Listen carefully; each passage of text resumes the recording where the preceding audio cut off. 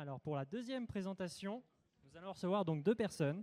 Nous avons donc Ophélie Larocque et Pierre-Yves Cussion, étudiants et étudiantes au doctorat en psychologie du travail et des organisations. Ils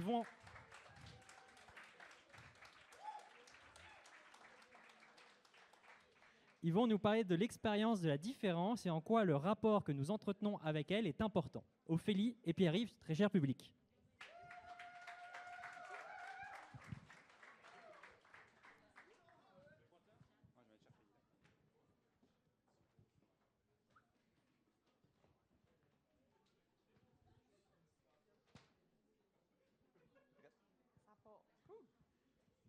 Bonjour tout le monde, test, ça marche bien, super. Donc, content de vous voir aujourd'hui. Je m'appelle Pierre-Yves. Moi, c'est Ophélie. Puis, on va vous parler de l'expérience de la différence, réagir, comprendre et agir. Pour commencer, j'aurais une petite question à vous poser. À main levée, qui d'entre vous a déjà eu un conflit?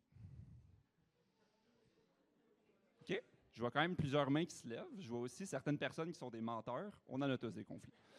Donc, quand on parle de conflit, on va parler d'un moment plus difficile, une conversation qu'on a à avoir, où ça se peut que la personne face à nous ait mal réagi face à quelque chose qu'on dit, ou que nous-mêmes, on va vraiment mal réagir face à quelque chose qui se passe. Puis là, ben, ça se peut qu'il y ait des tensions, ça soit complexe. Ça se peut des fois que ça escalade, on commence à s'insulter, ça dérape complètement. Puis au final, à la fin de cette conversation-là, ben, les deux personnes vont être complètement boquées, vont rester convaincues de leurs opinions, puis la conversation va avoir servi à absolument rien. Puis, ben, c'est souvent ce qui arrive dans des discussions où ben, nos valeurs sont confrontées. Puis ça, c'est normal. On a tous... je parle-tu bien dans le micro? Oui. J'allais dire quoi? Oui. Merci, c'est normal. On a tous des valeurs, des convictions, des opinions qui sont différentes. C'est normal. On s'est tous fait répéter des choses par nos parents en grandissant. On a tous vécu dans une ville, dans un pays, etc. Puis ça, bien, ça a une influence sur la façon qu'on perçoit le monde qui nous entoure. Ça peut donc être déstabilisant dans des situations où on est confronté à des points de vue qui sont différents des nôtres ou des réalités qui sont différentes. Puis, bien, ça peut être particulièrement sensible quand on touche à des sujets qui sont chers à notre cœur, comme le sujet de la soirée aujourd'hui, par exemple, les luttes sociales. Donc, quel est notre objectif pour aujourd'hui? Mais c'est vraiment de favoriser l'ouverture à la différence, notamment pour qu'on puisse avoir des conversations qui sont constructives ensemble. Puis, qu'est-ce qu'on va faire pour se rendre là?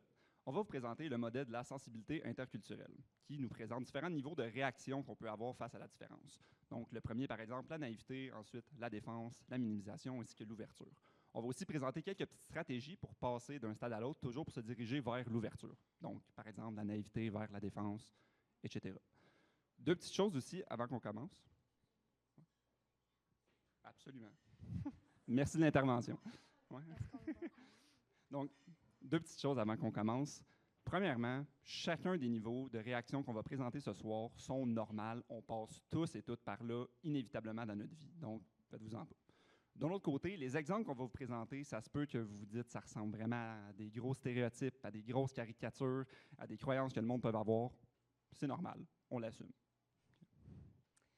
Puis bon, ben pour vous donner des exemples, on a décidé de vous mettre en situation. Fait que c'est Noël, quel beau moment pour se rassembler puis réaliser à quel point on est différents les uns des autres. Donc c'est l'heure du souper, on se rassemble tout le monde autour de la table puis on commence à jaser de la vie. Et là, vous tournez vers ma tante Ghislaine qui vous dit « J'ai entendu à la radio qu'il y a des Autochtones en Estrie, mais coudonc, on sait tous qu'ils habitent au pôle Nord dans des igloos. » Puis là, bon, on entend ça, c'est un peu absurde, ça nous fait réagir, mais on prend un pas de recul puis on se demande, bien, qu'est-ce qu'on peut comprendre du commentaire à ma tante Ghislaine? Dans ce commentaire, on peut se douter que ma tante Ghislaine, elle connaît sûrement très peu de choses par rapport aux communautés ou aux peuples autochtones, pardon. C'est pas méchant, c'est pas honteux, elle le sait juste pas. Elle a sûrement été peu en contact avec ces personnes-là, puis c'est sûrement peu informée sur leur réalité. Donc, comment on peut amener ma tante... Tu peux charger? Comment on peut amener ma tante Ghislaine à être plus ouverte ou plus sensible, même tout simplement plus informée par rapport à des réalités qui sont différentes de la sienne? Mais la première stratégie qu'on va avoir, puis ça va être vrai pour toutes les réactions qu'on va vous présenter aujourd'hui, mais ça va être d'être bienveillant, tout simplement. Bienveillant, ça se dit bien. Puis ça, bien, On vous le rappelle, c'est des discussions qui peuvent parfois être sensibles. Puis la dernière chose qu'on veut, c'est que ma tante Ghislaine, elle se sente incomprise ou qu'elle se renferme dans son opinion ou dans sa vision du monde. Donc, on va miser sur le lien de confiance qu'on a avec elle. La deuxième stratégie qu'on va se donner, qui est plus représentative là, des réactions de niveau naïveté, ça va être de tout simplement faire réaliser à notre ma tante qu'il y a des réalités qui sont différentes de la sienne. Et puis ça peut se faire en s'informant ou en s'exposant directement à des réalités qui sont différentes, comme ici, quand ça concerne les peuples autochtones. L'exemple qu'on vous donne, on pourrait lui répondre, te souviens-tu de mon ami Loïc, que lui et sa famille proviennent des premiers peuples? Si tu es curieuse, on pourrait lui poser des questions puis aller prendre un café ensemble. Fait que là, ça s'est super bien passé. On a jasé de ma tante Ghislaine. Elle a vraiment accepté d'aller prendre le café aussi. On est tous contents. Fait que là, on se tourne de l'autre côté pour jaser à notre cher mononcle Serge. Puis là, on jase avec mononcle, ça va se passer bien. Puis là, tout d'un coup, il nous sort « Les immigrants, ils veulent pas s'adapter ». On prend une petite seconde, on respire, puis on se pose la question « Mais OK, qu'est-ce que mononcle Serge il nous dit en ce moment? » Mais il peut nous dire plusieurs choses. Puis la première chose qu'il peut nous dire, c'est que dans sa conception, il y a nous, il y a les mononcles Serge de ce monde et il y a eux. Puis, ce qu'il peut aussi penser un peu, c'est que nous autres, c'est la bonne façon de faire les choses. Nous autres, on sait, puis eux, ils savent pas trop. Puis vous remarquerez dans la diapositive, le nous et le eux sont séparés par une barre. Puis cette barre-là, c'est de l'incompréhension. Mon oncle Serge, il n'a aucune idée de, dans ce cas-ci, qu'est-ce que les immigrants ils peuvent bien faire penser. Il ne le comprend pas. Puis l'incompréhension, ça peut être vraiment challengeant, puis ça peut faire vivre plusieurs choses. La question qu'on va se poser, c'est qu'est-ce qui vit mon oncle Serge? Est-ce que c'est de la peur ou est-ce que c'est du mépris? Puis on va réagir différemment face à ça, que ce soit l'un ou que ce soit l'autre. Donc, on y arrive tout de suite. Si c'est de la peur, la stratégie qui va encore là rester tout au long, ça va être d'être bienveillant. On veut aussi toujours miser sur le lien de confiance qu'on a avec mon oncle Serge. Puis surtout, on veut l'écouter. Ce qui nous partage, c'est une peur. On veut la reconnaître. Ce qu'on veut faire, c'est qu'on aimerait faire une proposition vers l'empathie pour dire à mon oncle Serge, « Hey, ça se peut-tu que ça prenne du temps s'adapter, que ça soit complexe? » Probablement aussi qu'on peut connecter mon oncle Serge à l'humanité commune qui peut comprendre qu'est-ce que nous, les mononcles Serge de ce monde, et eux peuvent avoir en commun. S'adapter, c'est difficile pour tout le monde, tout le temps. Peut-être qu'on peut proposer à mon oncle Serge l'idée qu'un moment donné dans sa vie, quand il a changé de job et que sa vie était bouleversée, c'était dur aussi s'adapter. Peut-être que c'est un peu la même chose pour quelqu'un qui vit une situation ou qui est immigrant en ce moment. Donc, ça, c'est entre autres pour de la peur. Si c'est plus du mépris qu'on comprend, ce qu'on va vouloir faire, c'est mettre notre limite. À ce moment-là, on va pouvoir dire à mon oncle Serge, excuse-moi mon oncle Serge, je suis vraiment pas tant à l'aise de la tournure de la conversation en ce moment. Puis si on continue à en parler, je vais devoir me lever pour faire de quoi d'autre.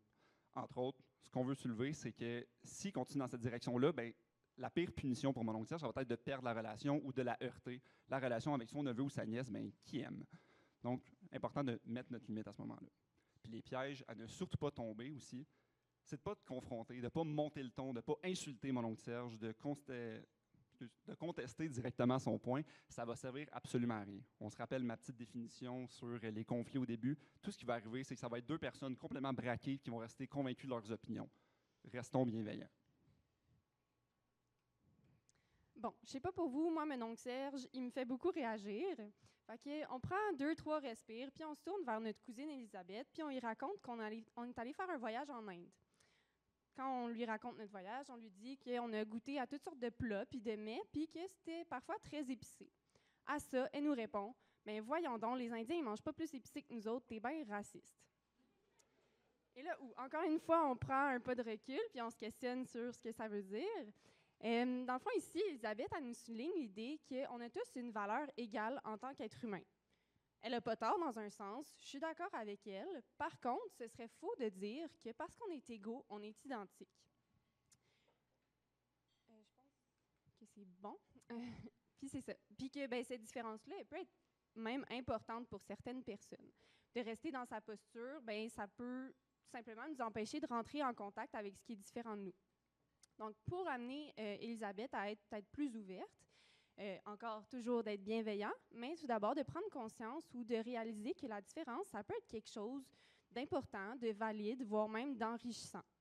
Ce qu'on propose ici, c'est de lui répondre, il y a beaucoup d'épices en Inde qu'on n'a pas ici, même que les Indiens sont très fiers de l'incorporer dans leur cuisine. Si jamais, on pourra aller goûter.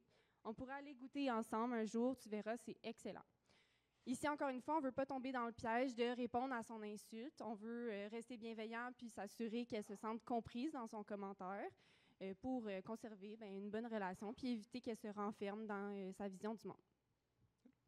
Et on arrive finalement à l'ouverture. Quand on arrive dans le stade de l'ouverture, ça va vraiment se caractériser par l'idée que la compréhension, en fait, que notre réalité, c'en est une parmi tant d'autres. Puis aussi de comprendre justement que nous sommes tous différents et différentes, mais qu'on reste égaux, fondamentalement.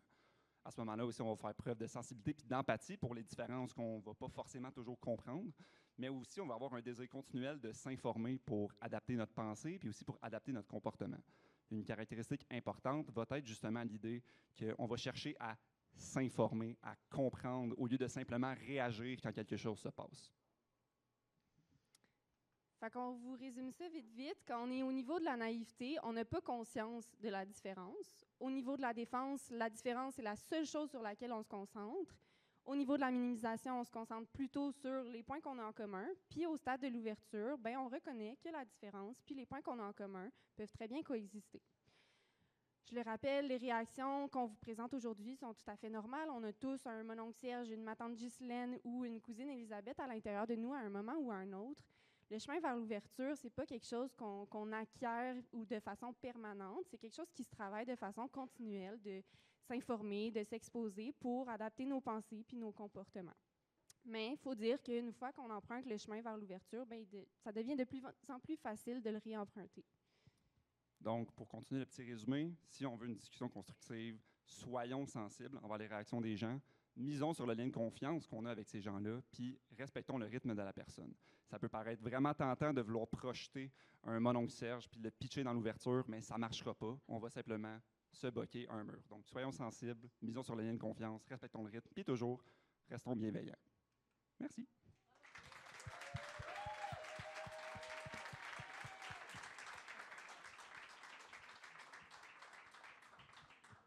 Merci pour cette présentation. Je pense que certains ont dû reconnaître des repas de famille ou des discussions qu'ils ont pu avoir. Est-ce que vous avez des questions? Oui.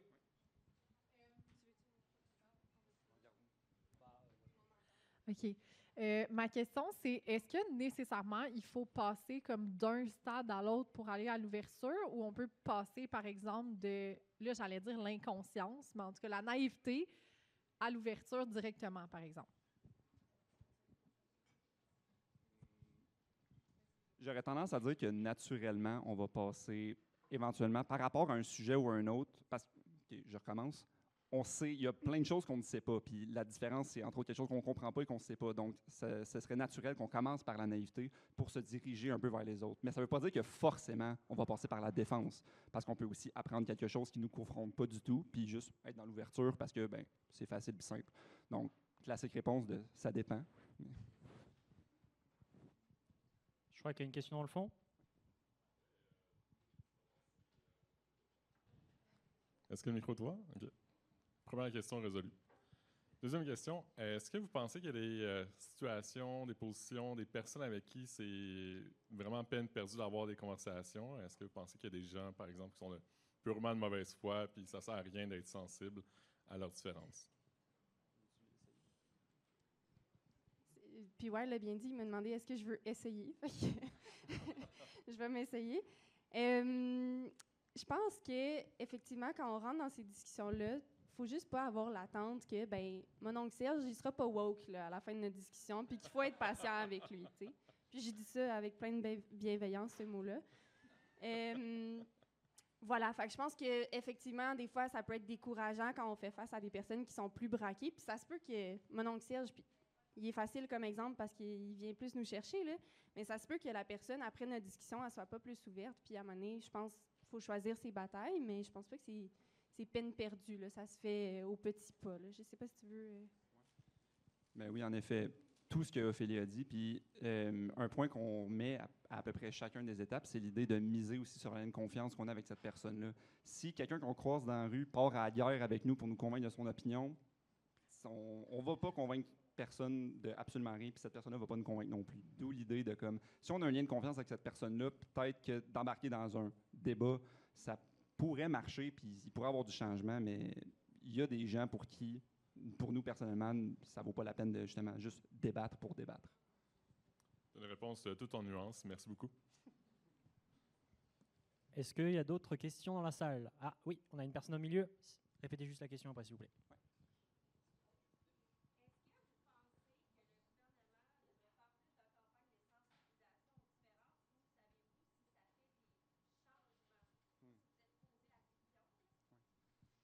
On me pose la question, on nous pose la question en fait.